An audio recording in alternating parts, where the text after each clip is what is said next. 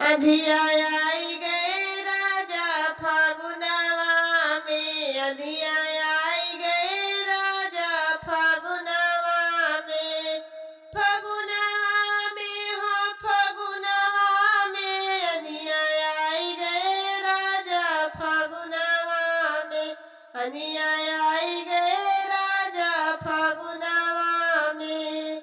वही अधिया में सासू जी उड़ी गई, वही अधिया में सासु मोरी उड़ी गई, सासु मोरी उड़ी गई हो सासु मोरी उड़ी गई।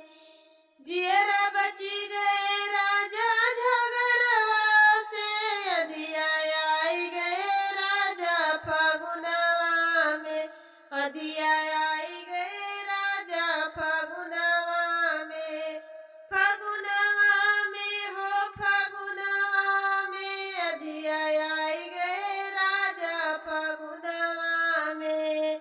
वही अधिया में जठनी मोरी उड़ी गई, वही अधिया में जठनी मोरी उड़ी गई, जठनी मोरी उड़ी गई हो जठनी मोरी उड़ी गई।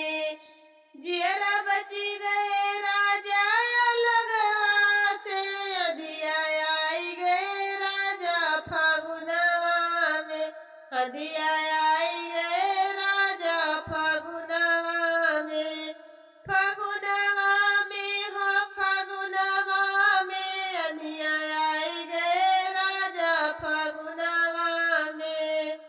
वही अधिया में ननदी मोरी उड़ी गई, वही अधिया में ननदी मोरी उड़ी गई, ननदी मोरी उड़ी गई, ननदी मोरी उड़ी गई।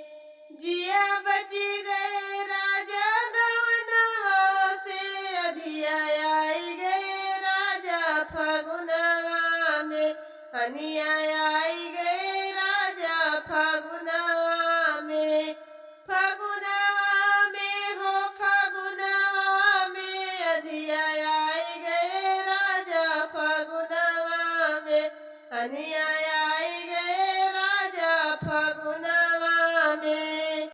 नीमिया कटाई दराजा पतिया जहारबा, नीमिया कटाई दराजा पतिया जहारबा।